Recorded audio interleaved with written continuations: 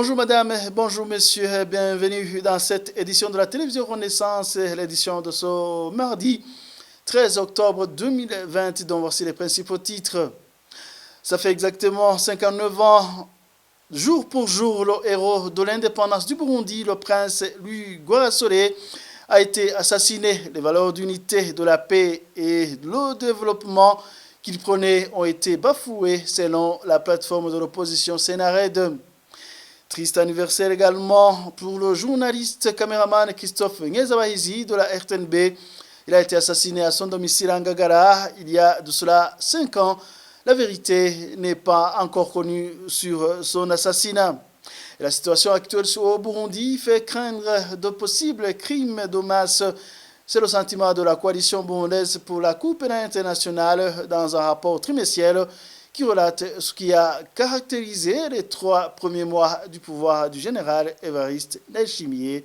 Voilà pour le sommaire.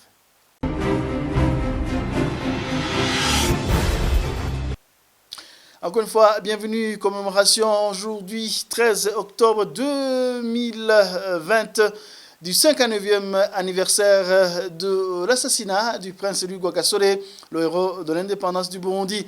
Du côté de l'opposition, dans le contexte socio-politique actuel, les autorités burundaises ne respectent pas les principes de l'idéologie du prince. Le constat est de Dr Jean Minani, président du Sénared. Suivez. Le message de Rwagasore, c'est l'indépendance. L'indépendance, nous l'avons eue. Et nous devons nous battre pour la garder. Que ce soit veut coloniser le Burundi, ne le pourra pas. Que ce soit les anciens colons ou le nouvel ordre d'espèce de colonisation, parce qu'un colon peut être remplacé par un colon noir. Tout cela, les Burundais ont compris qu'ils ne veulent plus de colons. Ils ne veulent plus de torture, ils ne veulent plus la chicote, ils ne veulent plus être brutalisés. Là, c'est un acquis. Le Burundi a cet acquis grâce à Rwagasore. Rwagasore nous a laissé aussi d'autres valeurs. La valeur de l'amour de la patrie, être patriote, jusqu'à donner sa vie. Tous ceux qui se sont succédés ont suivi ces valeurs-là pour pouvoir les étendre et les implémenter encore plus dans le Burundi. Non, il y en a qui ont failli. Il y a eu des faillites. Aujourd'hui aussi, ces faillites se remarquent dans le pouvoir d'aujourd'hui. Le Burundi continue à souffrir. Et là, ce sont des valeurs qui sont en train de disparaître. Les valeurs d'Ubuntu. Aujourd'hui, on tue, personne ne réagit. Et ça, ce sont les pouvoirs et le pouvoir habituel qui est concerné aujourd'hui. Il y a encore des emprisonnements massifs. Il y a encore des tortures, même des tueries, des assassinats. Donc, on ne peut pas dire que les valeurs de Rwagasore, que ce que Rwagasore voulait, est en train de se faire aujourd'hui d'une manière correcte. J'en appelle à l'attention du dirigeant actuel de bien regarder, de bien lire, de bien suivre ce que Rwagasore voulait. 5 ans se sont déjà écoulés après l'assassinat du journaliste et caméraman Christophe Ngezabahizi et toute sa famille. C'était dans l'après-midi du 13 octobre 2015. La famille a été attaquée par les agents de la police en charge de la protection des institutions. C'était à son domicile au quartier 3 de la zone urbaine d'Ongagara. Jusqu'à aujourd'hui, la vérité sur son assassinat n'est pas encore connue. Winnie Mourouziza. Il n'y a eu aucun survivant, ne fût-ce que pour témoigner ce qui s'est passé ce jour chez Christophe Ngezabahizi, journaliste caméraman de la radio-télévision nationale du Burundi. Cependant, des témoins voisins de la famille Ngezabahizi décrivent certaines scènes macabres de ce carnage. Les agents de la police chargés de la protection des institutions API se sont dirigés sans hésitation vers la maison de la famille Ngezabahizi. Après avoir tiré sur le chef de la famille Nhezabahidi, le responsable de la police qui dirigeait les opérations a reçu un ordre par téléphone et a ordonné de tuer toute la famille. On ignore la personne avec qui il s'est entretenu avant de donner cet ordre. C'est ainsi qu'ils se sont mis à tirer sur Alice Nyonzima, l'épouse, Trésor Irakodze, le fils, Boniha Nhouye, parenté de Christophe Nhezabahidi, et sur Inès Kamikimana, la fille de Nhezabahidi. Certains des voisins ont été touchés par ces tirs dans leur maison. Dans le souci d'effacer les traces, le renseignement burundais s'est activé ce soir pour identifier tous ceux qui étaient hospitalisés dans le but de les éliminer, craignant qu'ils avaient vu ce qui s'était passé. Heureusement, certains centres de soins privés n'ont pas coopéré. Jusqu'à maintenant, aucune enquête crédible n'a été menée pour identifier les auteurs. Christophe Nhezabahidi était connu comme un professionnel caméraman de la RTNB depuis des dizaines d'années, comme ses collègues l'ont témoigné. Sa femme, comme ses enfants, entretenaient de bonnes relations avec les voisins. Néanmoins, certaines sources de la RTNB ont indiqué que Christophe Nhezabahidi avait été convoqué par le directeur général de l'époque, Jérôme Nzokiranevier, sans préciser en quoi il devrait s'expliquer. Aujourd'hui, c'est le regret total. Les professionnels des médias, les défenseurs des droits humains ne cessent de réclamer une justice équitable pour cette famille. Merci à Winnie Nkurunziza. La justice burundaise n'a jamais voulu que les assassins de Christophe Nhezabahidi et sa famille soient traduits en justice. C'est ce qu'indique Maître Vital Shimirimana, président de la coalition burundaise des défenseurs des droits de l'homme. Vital Shimirimana demande à la justice burundaise de faire des enquêtes indépendantes pour que les auteurs de ces crimes soient connus et traduits devant la justice. Suivez. Aujourd'hui, la famille de Christophe Nhezabahidi et toute la communauté des défenseurs des droits de l'homme continue à demander que la vérité éclate au grand jour dans cette affaire. Mais malheureusement, nous constatons que la justice burundaise ne fait rien pour aider la famille du défunt ainsi que la communauté des défenseurs des droits de l'homme burundais, ainsi que la population burundaise, à savoir les circonstances de l'assassinat de toute la famille de Christophe Nhezabahidi depuis déjà 5 ans. C'est ce que nous considérons comme un déni de justice et qui nous pousse à demander encore une fois la justice burundaise et les autorités du pays, à commencer par le président Evariste Ndayishimiye, à tout faire pour exiger la réouverture d'une enquête crédible et professionnelle pour découvrir les auteurs de ce crime ignominieux et de les poursuivre et de les condamner conformément à la loi burundaise. C'est de cette manière que l'État du Burundi pourra redorer son image qui est fortement ternie par l'existence d'une persécution continue de la population et d'un déni de justice institutionnalisée qui prévaut au Burundi.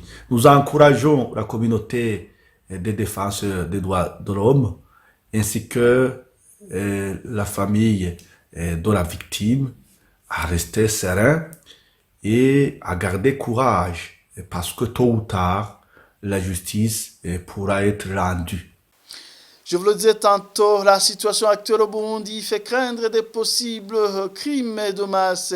C'est le sentiment de Maître Lambert Nigarura, président de la coalition burundaise pour la Cour pénale internationale. La coalition vient de publier un rapport trimestriel qui relate ce qui a caractérisé les 3 premiers mois du pouvoir du général Evariste Ndayishimiye. Et selon Lambert Nigarura, les 3 domaines sur lesquels le rapport s'est principalement penché, la justice et la liberté d'expression ou encore la politique, tous reculent de plus belle aujourd'hui. Suivez Maître Lambert Nigarura. On constate malheureusement que la justice, au lieu de la laisser faire son travail d'une manière indépendante, elle est plutôt instrumentalisée, elle est plutôt utilisée comme outil de répression. Et là, nous nous faisons référence aux arrestations arbitraires et commanditées par le régime. Et nous sommes aussi revenus sur le domaine de la liberté d'expression. Et là, nous constatons amèrement que les défenseurs des droits humains et les médias indépendants n'ont plus de place au Burundi. Et par contre, il y a le parti au pouvoir qui lui seul occupe tout l'espace civique, tout l'espace politique au Burundi et sa milice Imbonerakure. Et plus grave encore, c'est les propos qui attisent la haine ethnique, les divisions sur base ethnique.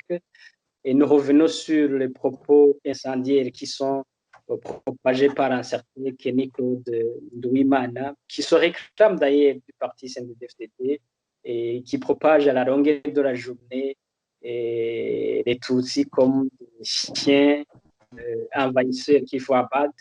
Et ce qui nous préoccupe beaucoup, ce qui nous préoccupe le plus, c'est que le parti CNDD-FDD soutient ouvertement ce Kenny Claude Nduwimana. Et cette politique divisionniste risque de conduire le pays vers des crimes de masse si rien n'est fait, si la communauté internationale ne prend pas garde. Et nous sommes revenus aussi sur la politique, sur le plan politique et sécuritaire. Et là, nous sommes revenus spécifiquement sur les attaques du mouvement rebelle dans certains coins du pays. Des attaques qui ont été revendiquées par le mouvement Red Tabara, et ce qui n'a pas été communiqué par le gouvernement en place. Le gouvernement a préféré ne rien dire, mais parallèlement a intensifié les arrestations des opposants politiques, spécialement les membres du parti CNL, qui sont arrêtés quotidiennement, voire même enlevés, portés disparus. Et cela risque de créer aussi un problème au niveau non seulement politique, mais aussi au niveau de la paix. Tout cela démontre que le pays est tombé beaucoup plus bas que sous le régime Pierre Nkurunziza.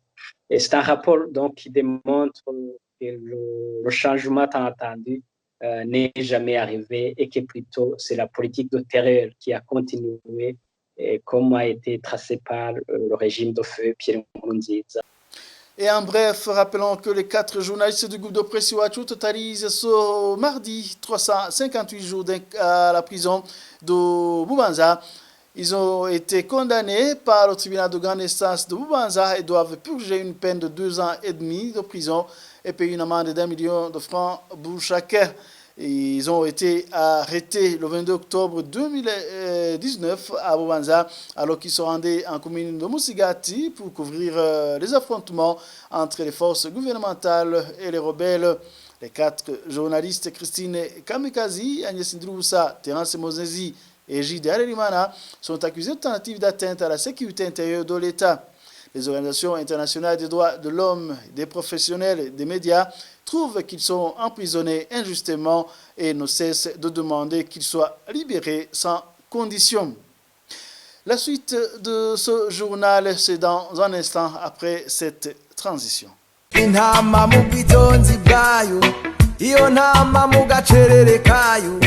Iyo ntama muko guhora kwayo, iyo ntama mukwibera mukuri, irigwirarenganywa, irigwirarenganywa.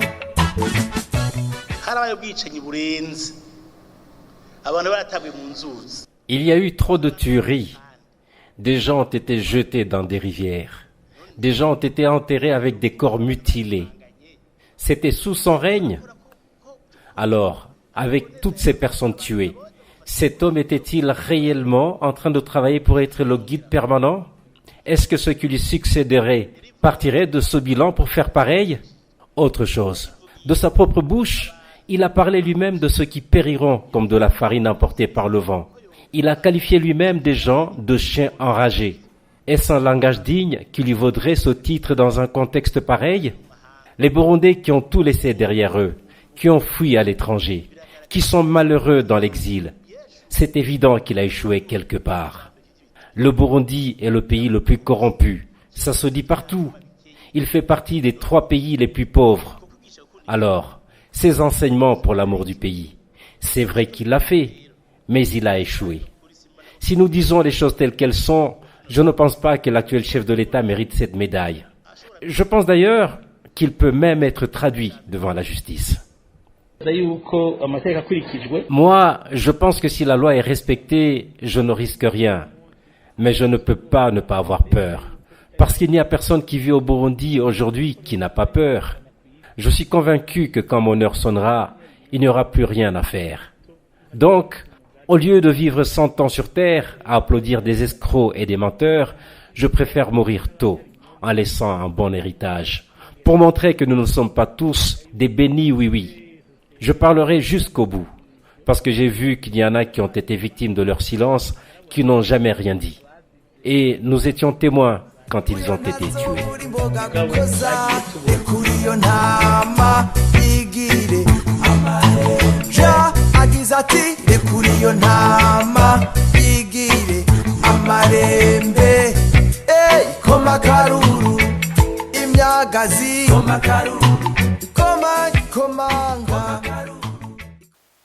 Page bonne gouvernance à présent à l'Observatoire de lutte contre la corruption et les malversations économiques au LUCOM est préoccupé par les accidents qui sont devenus fréquents dus principalement au mauvais état des routes et qui emportent des vies humaines. Gabriel Philippe, président de cette organisation, la corruption se cache derrière toutes ces conséquences. Ceux qui construisent les routes les construisent mal. À cela s'ajoutent les conducteurs de véhicules qui dépassent le nombre de passagers à bord. Suivez les explications de Gabriel Philippe. Les accidents qu'on observe ici dans notre pays est dû au fait que les routes qui sont goudronnées, d'autres macadamisées, sont des routes malheureusement qui ne respectent pas les normes suite à l'attribution des marchés qui ne suivent pas les procédures en matière de marchés publics. Pour la corruption qui est derrière ces marchés, parce que les marchés sont attribués sur base du favoritisme, sur base de la corruption, sur base du trafic d'influence. Cela concerne les routes, mais aussi concerne les ponts. La deuxième hypothèse est en rapport avec le contrôle technique. Les véhicules qui sont contrôlés à Rotraco ne remplissent pas les normes, que ce soit en matière de transport des personnes ou les normes en matière de transport des marchandises. Et cela dit à la corruption. La troisième hypothèse est en rapport avec le poids. Normalement, chaque véhicule, que ce soit les véhicules qui transportent les personnes ou les marchandises, il y a un poids que les véhicules ne peuvent pas dépasser. Mais, comme toujours la corruption, on transporte les personnes en dépassant les normes exigées, on transporte les marchandises en respectant les normes exigées, et cela contribue aux accidents, comme vous le savez. Et la quatrième hypothèse est liée au non-respect de la vitesse exigée. On contribue aux accidents que nous observons ici et là. Il faut regarder un peu partout dans le pays. Les routes sont devenues comme des cimetières au lieu que les routes contribuent au développement économique. Avant de clore cette édition de nos places au mini-magazine au cœur de la société, produit en synergie par les médias Inzamba, RPA et la télévision Renaissance. Aujourd'hui, nous revenons sur le climat qui règne dans les localités du pays ciblées par les affrontements des rebelles de Red Tabara et l'armée burundaise. À la présentation, Thierry Bigrindavi. Les affrontements entre l'armée burundaise et les rebelles du mouvement Red Tabara dans différentes provinces du pays depuis fin août dernier ont poussé des dizaines d'habitants à fuir leurs ménages. Ces affrontements ont emporté des vies humaines et ont été suivis par plusieurs arrestations des opposants politiques et d'autres personnes accusées de collaborer avec les rebelles. Quelle est donc la situation qui prévaut aujourd'hui dans les localités secouées par ces affrontements? Que dit la loi en ce qui concerne de la protection des civils en cas de guerre? Le magazine au cœur de la société de ce samedi 9 octobre 2020 vous apporte les réponses à toutes ces questions. À la présentation, Thierry Bigirindavyi, bienvenue. Pour commencer, notre confrère Émile Nibasumba de la radio publique africaine revient sur le bilan des récents affrontements dans le pays. Plus de 50 personnes ont été tuées sur le territoire burundais durant les combats qui ont opposé les rebelles du mouvement Red Tabara aux forces régulières appuyées par les Imbonerakure depuis le 23 août dernier. Militaires, policiers, Imbonerakure, rebelles du mouvement Red Tabara et la population des localités concernées ont péri dans ces combats qui se sont déroulés dans les provinces de Bujumbura Rural, Rumonge, Bururi, Bubanza, Mwaro, Kayanza et Muramvya. Le gouverneur de la province Kayanza, Rémi Chichahayo, a accusé les rebelles de tuer la population civile. C'était au lendemain des combats signalés le 10 septembre dernier à Nyarumanga, une colline située dans la province Matongo. C'était à 20h30 où les malfaiteurs armés non encore identifiés venus de la Kidira ont pu pénétrer dans la commune de Matongo sur la colline Nyarumanga, sur la colline Nyarumanga aussi. Ils sont arrivés au centre de santé Nyarumanga, ont tué 6 personnes et une personne disparue. De son côté, Justine Nwari, porte-parole militaire du mouvement de résistance pour un état de droit Red Tabara, indique que le mouvement ne tue pas les civils. Nous savons parfaitement différencier les agents de la terreur du pouvoir CNDD, FDD, des citoyens. Red Tabara ne s'attaque et ne s'attaquera jamais à des citoyens innocents et à leurs biens. Quoi qu'il en soit, la population civile a été emportée par ces combats dans certaines localités. Certains habitants ne passent plus la nuit dans leurs ménages. Quel est donc le climat qui règne aujourd'hui dans les localités qui ont été la cible de différentes attaques? Suivez certains habitants de ces provinces. Ils ont été contactés par Bertrand Ngedakuriyo de la radio Inzamba. Depuis le début des attaques des rebelles du mouvement Red Tabara au Burundi, ici chez nous, à Chibitoke, nous ne passons plus la nuit tranquillement. Nous sommes contraints à faire des rondes nocturnes. Même les dirigeants ont peur. Nous le remarquons quand ces autorités viennent nous rendre visite. Elles sont entourées de beaucoup de véhicules militaires. Ubu ino hari ubwoba burengeye, hari ubwoba bwinshi cyane kuko dufise ibihuha yuko Ici, dans la localité de Kiganza, zone Maramvya, commune Burambi, nous avons très peur parce qu'on nous dit qu'on a amené ici 12 fusils pour les donner aux Imbonerakure venus d'autres localités. Selon ces informations, ces Imbonerakure n'attendent que le signal pour attaquer les opposants au parti CNDD-FDD. Ils nous accusent de cacher les rebelles dans nos ménages. twebwe ngo nitwe tubagaburira tukongera tukababika n'ubu ngo niho bakiri ngo nitwe tubabika.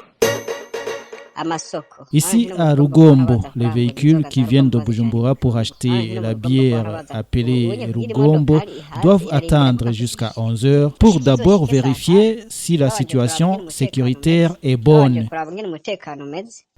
Les mécanismes régionaux et internationaux sur la protection des civils dans les temps de guerre sont clairs. Les explications avec Maître Gustave Nyonzima. C'est via les instruments internationaux ratifiés par même la République du Burundi. Il y a la Convention de Genève de 1948 sur ce qu'on appelle Jus in bello et Jus bellium, le droit de la guerre. Et cette convention de 1948 revêt 4 parties. Et au niveau de la 4e partie, il y a ce qu'on appelle la protection des civils en cas de guerre. Et on voit actuellement que cette protection n'est pas du tout favorisée par les belligérants. Normalement, tous les civils devaient être écartés, devaient être protégés par les 2 parties. Mais afin qu'il n'y ait plus de dégâts collatéraux à l'endroit de ces civils, qui sont innocents, qui sont neutres par rapport au conflit. Mais contre toute attente, on voit qu'il y a certains civils qui sont appréhendés, étiquetés d'être dommages avec les rebelles, alors qu'il n'y a pas de preuves. On ne les présente même pas devant le tribunal pour qu'ils soient jugés parce qu'ils doivent avoir la présomption d'innocence jusqu'à ce que la culpabilité est déterminée. Même certains combattants qui se réclament d'être des combattants de la liberté ou des rebelles, lorsqu'ils sont appréhendés, alors qu'ils ne présentent aucun signe d'agressivité, normalement, ils devaient être traités avec dignité humaine. Tous ces bourreaux, tous ces criminels qui sont en train de se racouler douce en procédant à des éliminations physiques, à des assassinats ciblés, à des tortures atroces, et des cas de disparition forcée à l'endroit des opposants qui ne se raccourent pas douce. Tôt ou tard, la justice est vaincra et ils seront traduits en justice. Les exemples sont en nombre, les exemples illustratifs par rapport à l'histoire de la guerre. On a vu même l'institutionnalisation du tribunal de Nuremberg après la guerre mondiale, et on a vu d'autres tribunaux qui ont été institués en Sierra Leone, même au Rwanda, au Cambodge. Et ça sera pareil. Je crois qu'on doit garder l'espoir. Et toutes ces victimes doivent garder l'espoir. Tôt ou tard, il y aura la justice et cette justice vaincra. Vous retiendrez qu'en cas de guerre, la population civile a droit d'être protégée à base de conventions que le Burundi même a ratifiées. Merci à Thierry Biguilindavi. C'est ce qui prend fin cette édition. Merci pour votre attention. À la prochaine.